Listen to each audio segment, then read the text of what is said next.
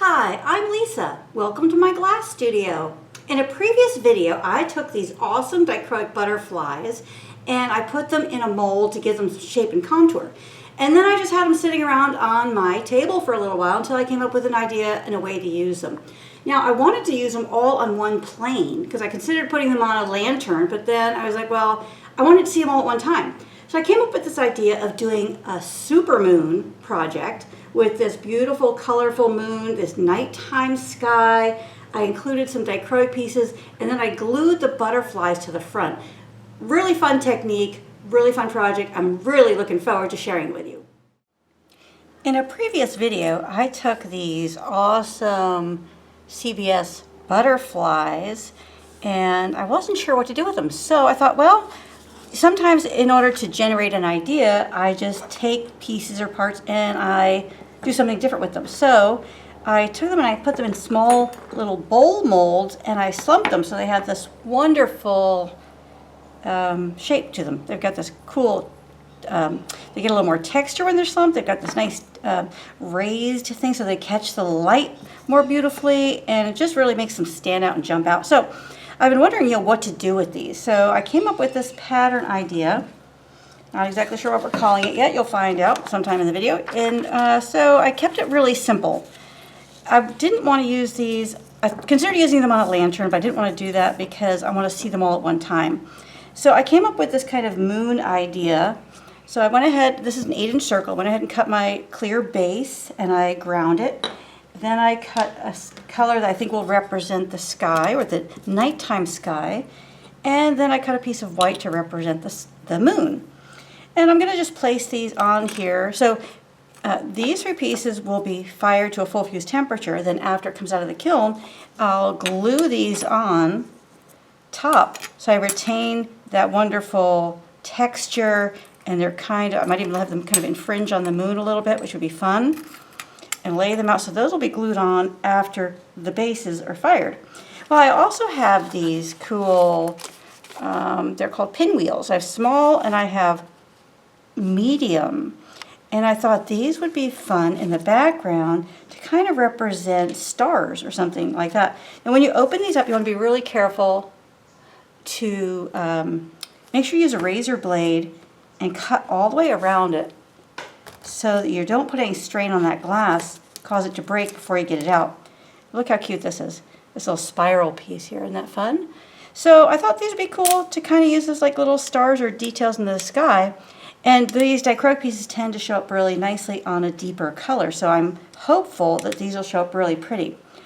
But what I noticed happens is when you put clear glass on a color, it's like adding water to paint. So if I put this square piece down, I'm going to have a square little kind of halo around this, which is not in keeping with my design aesthetic. So what I did was I took this one right here, this little spiral one, this medium one, and this small one, and I went ahead and ground them so they kind of have more of a circular shape. So when those kind of embed into the blue, I'll have more of a circular shape around them instead of the square shape, which doesn't really go with my pattern flow or the direction I want this piece to go. I want to kind of get a nice fluid motion around this piece, and I'm hoping these will help do that. I really love these. I think they are in keeping, they kind of look like a little star that's bursting or spiraling or moving. Some of these others are, well, here's, we got another one of those, so let's go ahead and use that. We'll cut that one out. Now you can use an X-Acto knife, or just be careful when you're pulling these out that you're not putting any strain on that glass. Maybe put this one over here. And I'm laying the butterflies on here now because I want to make sure that wherever I place these things, that they are not covered or hidden by the butterflies. We've got a couple other fun shapes here. There's this one. Now when I ground these pieces, I had the dichroic coating up so it wouldn't get scratched while it's on the grinder. And I think I'm going to put them with the coating up in the finished piece. So what I'm doing is putting some of the smaller ones towards the center near the moon, right here, and we'll put some of the bigger ones out towards the perimeter. Kind of like those stars might be a little closer to us than the ones in the middle there. So put that one there, this one here. Kind of like the way this is working. And you can put as many as you like on there. Just whatever seems to feel right. Oh, that's pretty, right? Look at that little starry thing. All right, so maybe we need that one here, here, and then this one, something like that. I think that would be fun. All right, so I'm gonna go ahead and take these to the grinder, go ahead and round them out, and then we'll come back and we'll detail the moon.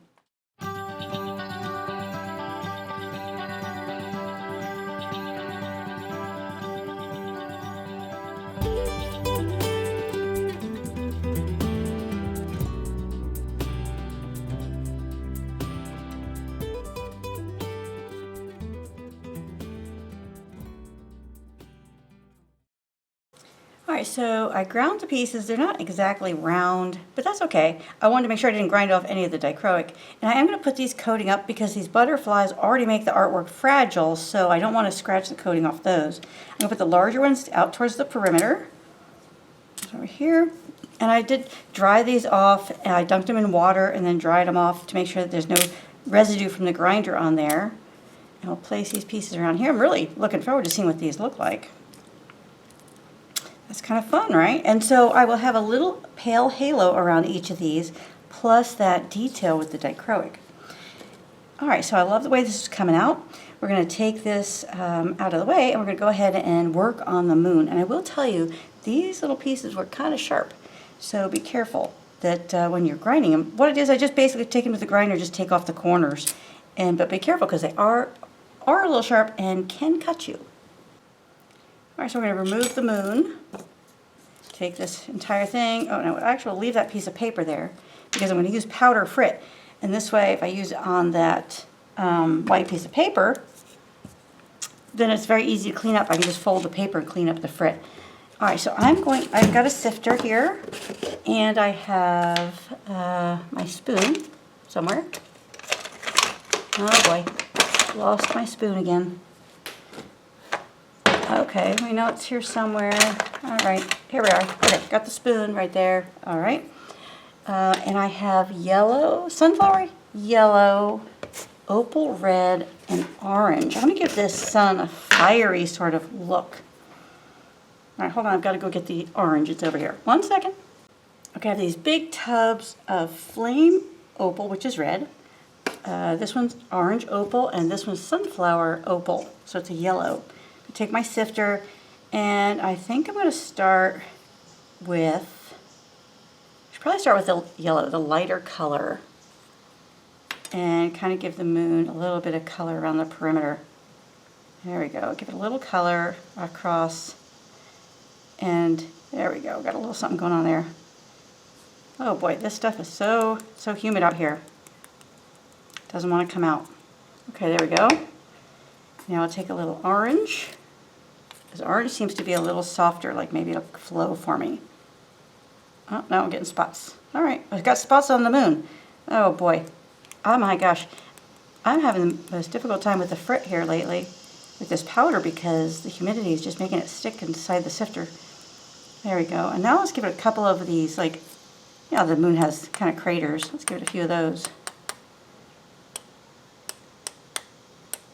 I'm trying to get the frit on the bottom there so I get kind of a circular idea. I do want some of that white to be exposed because that gives us the color. All right, now we're going to take the red, and let's hope this stuff works well because I really want to create a circular shape. I want to create, there we go, now we're getting it.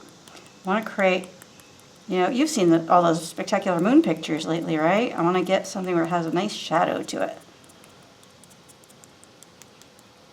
So I'm purposely putting my frit in specific areas and creating this kind of halo. And maybe we have a little crater over here. Oh yeah, there we go. One over here, all right. Maybe a little more right here. Oh, it's gonna be such a fiery moon, I love it. There we go. All right, the red frit seems to be the most cooperative tonight. All right, well, I really like the way that's looking. So now we're gonna take this away. Move this out of the way. Actually, you know what I'm gonna do? I'm gonna dump this. There we go. Yeah, I dumped it. I know. It's hurtful. It's awful, right? Okay, I'm going to bring this back in. Bring this back in. There we go. Rotate a little bit. Put the moon where it belongs. Right? Isn't that so fun? And then we'll kind of, now these butterflies are going to come off temporarily until this gets fired to a full fuse temperature. Then they'll go back on. And I'm trying to create like a little zigzaggy pattern here with these. And now the butterflies will go back on after this is fired to a full fuse. And wow, I really love the way that moon came out. So I'm hoping it looks as spectacular when it's done as I think it's looking right here. Another reason I opted to do this flat circle was that I want to see all of these butterflies at the same time because they're so beautiful. And this will work really nicely in the stand, a metal stand. But what I want to be considerate of is that my butterflies are not going to be in a location on these 2 points to this point where the stand is going to hold the glass artwork. So when we go back and glue these on later, we want to make sure that they'll be inset a little bit. But actually that we don't have to worry about that right now because those will go on later after this is fired. We can test the fired piece inside the stand before we glue them. I've got this fabulous dichroic here. It's red silver, 96 dichroic from CBS. And I just couldn't leave it alone. I have to put in some little stars. Oh my goodness, look how beautiful these are. Oh my. I love it. All right, my night sky has sparkling. There we go. All right, we're going to keep these larger ones out to the primer, kind of like we did with the spirals. Oh wait, that's a small piece. We want that sort of towards the middle. There we go. This is a small one towards the middle. Now, tweezers would be real handy right now. I have some. I'm just opting to go with the manual method. But, you know, you do what works for you. So larger ones out towards the perimeter. There we go. And then the smaller ones towards the middle. My theory there is things that are farther away are smaller, and things that are closer are smaller. Oh wait, hold on. I don't know what I'm saying. Things that are farther away are smaller, things that are closer are larger. And we just need lots of stars in our sky. There we go. Oh yeah, loving this. Oh, and the silver should be so pretty. All right, now I don't even care what I'm doing. I'm just laying stuff everywhere. Oh, do we need more? Do we need more? Duh. Of course we need more. All right. Here comes, oh yes. Woo. So this would be an awesome piece in a window. Oh, we gotta move that one a little bit. There we are. Okay, loving the way that's turning out. Okay, I think we're gonna call that, oh, where'd this one go? There we go. We're gonna call that ready to load in the kiln. Except that we have a piece right here on top of the moon and a piece right here on top of the moon. Let's get those off there. Okay, there we are. Awesome. Oh, maybe I want to move some of these around a little bit. These tweezers are so nice to get in there when you feel like you're all thumbs and you just want to move stuff around a little bit. Oh, shoot. Just hit my moon. There we are. Okay. Loving, loving, loving. Okay. Into the kiln we go. All right, it's time. Let's open this kiln, see what we have inside. Oh, wow.